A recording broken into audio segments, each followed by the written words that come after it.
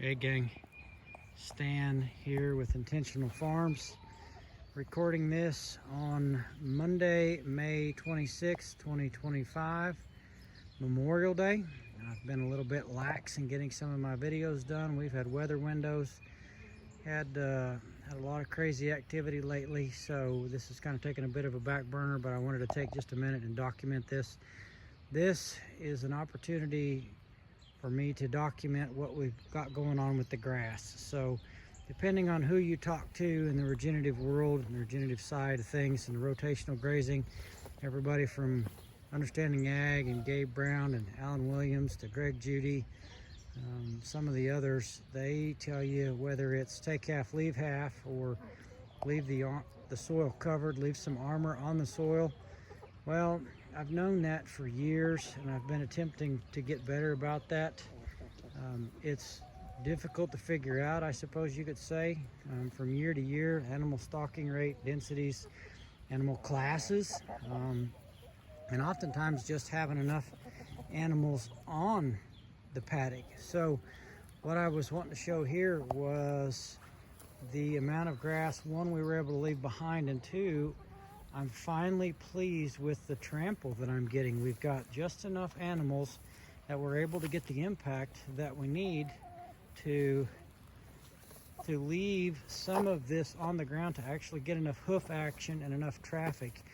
This little paddock that they were in was really pretty sorry ground. This isn't the best grass. This is what I call cheat grass.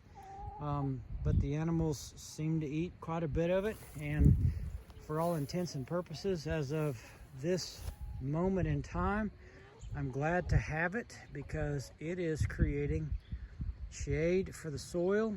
If you start to dig into soil microbes and how they don't like it when it's hot and soil temperatures, you lose a lot of water through evapotranspiration and evaporation, and so really leaving a lot of grass and soil on the armor makes perfect sense. It also helps catch a lot of runoff. I don't remember if I mentioned yet, but I'm currently just dumped a little over 9 inches of rain out of the gauge in the last 6 days. We had a couple 2-inch rains, a 4-inch rain, and then a couple other short ones. And if I mentioned it, sorry, but anyway, wanted to make sure that I get these details in here. So this particular paddock, the chickens have been in here for just a little bit. They don't trample much grass down. They like to stay where the other animals have left it. This particular paddock was all probably waist high, at least mid-thigh high. So we've got 5 steers. We put them in here. It was 6/10 of an acre.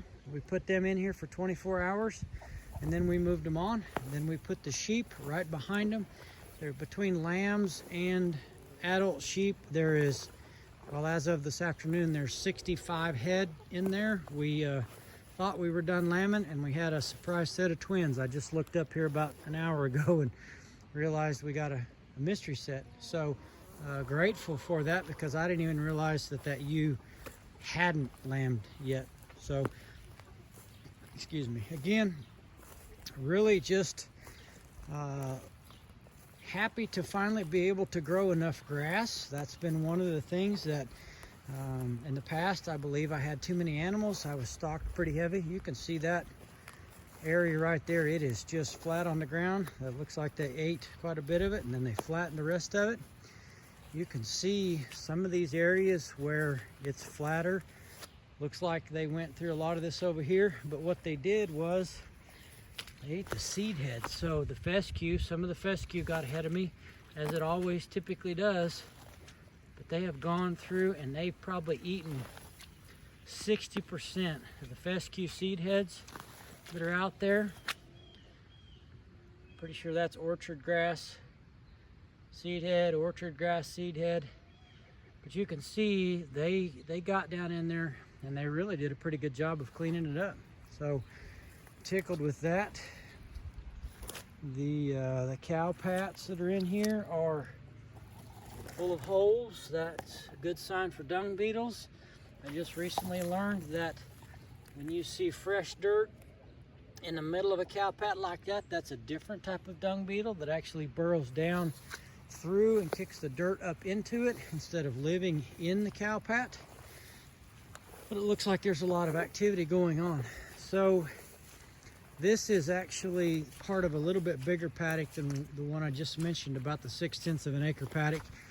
This one's probably close to an acre, and I probably could have left them in here a little bit longer, but I'm really wanting to see what kind of results I can get by intentionally leaving plenty of grass behind.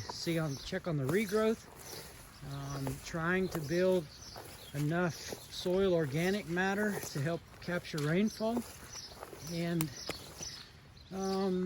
really I had to back away from worried about having just the right amount of animals into I need to have a few less animals than maybe what I can run for the benefit of overall soil health. So like I mentioned earlier, I thought I was trying to do right by stocking rate.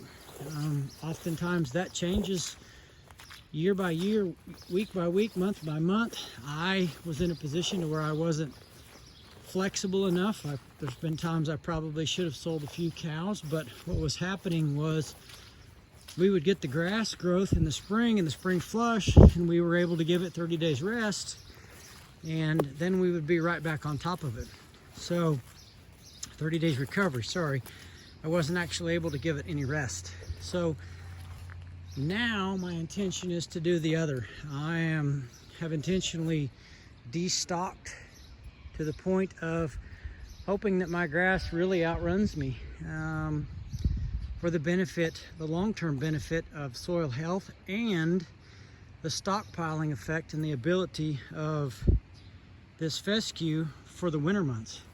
I'll step over this fence. I hope I don't get shocked in the middle of the video. Looks like I made it. There's a fruit tree.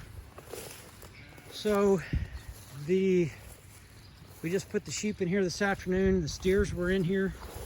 They do a real good job of knocking it down. Sheep are a little hesitant to graze if they can't see. I mean, they don't really have any natural defenses. So they like to graze where they can see.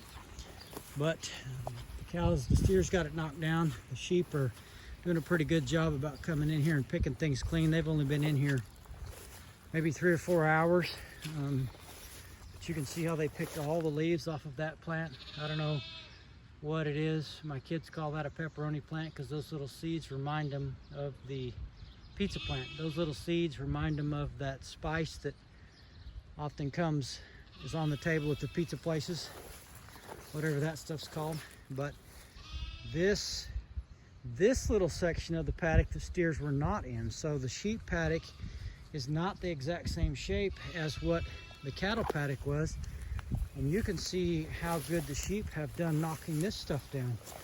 There is another one of those pepperoni plants that, for all intents and purposes, that plant is naked and devoid of leaves. And it's really quite fascinating to watch what those sheep are doing. So you can see they've only been in here, like I said, I think about 4 hours. And you can see how much they're already knocking down and just trampling it down with the sheep in it. That muddy trail is actually a wheel track from the mule. The grass is so wet and the forage is so tall that to put up that poly fence, oftentimes I will drive the mule through there to give us an opportunity to get that fence down without having a bunch of interference. I'm going to kind of cruise through here and keep talking about some of this. There's a spot coming up right here that I'm going to talk about for just a second. I don't know if I can zoom in on those two new little lambs or not. Let's see if they're available for a television interview. So if I can zoom in, that's one of them. And right there next to the dog on the right, that's Mama on the left. That's actually the dog's tail laying closest to us. That dog has turned out to be a pretty good protector. He sure stays with the most recent lambing ewe. I don't know if that's because 100% protective or if he's waiting to snatch up the afterbirth for a snack when it hits the ground, because he's done a pretty good job about keeping that stuff knocked back as well. So this particular spot where all these lambs are laying, I've got two spots. I just walked by one back there. I didn't think to mention it soon enough. This was clover that was literally solid clover, knee high, and this is an old burn pile. I think I mentioned it in one of the previous videos. I believe I was walking the other direction, and now I'm walking south. In that video I would have been walking north. But I don't know what's going on with the soil. I mean, I'm sure it has something to do with the charcoal and the biochar and all of that effect. I don't understand all of that, but I am trying to get better about noticing the things that happen differently based on forage and location, and trying to remember back what happened, what was going on, and how everything was shaping up. So this is, again, this is part of it that the steers were in first. I just missed her. That ewe went down that plant and pulled every one of those leaves off in about 0.3 of a second with those little hummingbird wing mouths. They are just pretty active. I am getting to the point now where I've got finally got enough sheep where I feel like I'm getting some impact and some hoof action and some trampling. She's disappointed with my talking. That's a little guy. We actually got some of them ear tagged, and then we kind of backed away from it. So the blue ear tag is a ram lamb, and the green ear tag would be a ewe. We are probably more than likely going to start looking into experimenting with using our own rams. So I've tried to identify the twins, the earliest lambers. I want ones that breed early. They seem to be, from what I understand, they seem to be more fertile. So we got probably the first 3 or 4 sets of twins tagged before I decided to take a different route. I felt like tagging them day one was actually pretty stressful for them, so we kind of backed away from that, and just looking at maybe doing some things that are a little less stressful on the animals in general. That would be a ewe lamb from last year. She's got a yellow tag. I don't know where her babies are at. There's a couple of these others that have got some pretty good color in them. There's 2 lambs right there. Boy, the coloring looks pretty identical. But anyway, that's kind of where we're at with the lambing situation and the trample. That's really what I wanted to focus in on, was the amount of forage that we're trying to leave behind. It's not wasted grass, because it will help the next round of grass grow and thrive. It protects soil, saves moisture. I hate to even mention it based on the fact that we just dumped all of that rain out of the rain gauge, but I saw a guy talking earlier this month that they're actually predicting a pretty major drought for 2025. I hope he's wrong, but I'm not going to sweat it one way or the other, because we are doing our best to help our farm become drought resilient, drought resistant to the best of our ability, and leave some armor on the soil, and really hope to create some more organic matter. They say, the experts say, and again, I'm pretty good at repeating what I've heard. I can't document it on my own because I'm not a scientist, but they say for every 1% of organic matter that you increase in your soil, you can increase water storage capacity by 15,000 gallons per acre. So in a grass-based system, in any system really, if you're managing for building and maintaining organic matter, it really stands to reason that it's a good practice to be involved with, for the sheer fact of water storage and soil health. And that's one of the key things that we're focused on here, is soil health.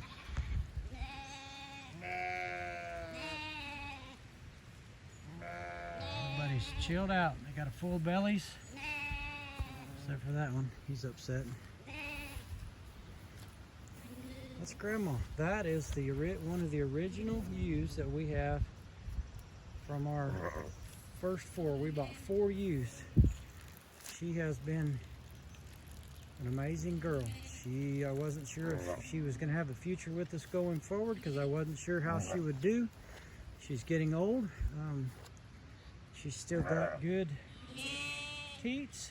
She gave a single ewe lamb, and she's actually maintaining condition really well. So she gets to stay in the flock another year. We're going to keep her and hopefully continue to breed those genetics that have that longevity to them. Having older breeding animals is, from what I understand, again, a good thing, because you got some longevity and some hereditary traits into that practices of building in some long life genes, some fertile genes. So these 2 ewes there look like they're lip syncing. No, now they're not. Chewing their cud, sink. So anyway, pretty long video, but it's only one way to document it. And I'm gonna cut off for now. Maybe I'll zoom in just a little bit, see if I can get up there and get a little bit of a shot of the newest mama on the farm. Wayland Garden Heavy. One of them nursing. Anyway, catch you later. Enjoy.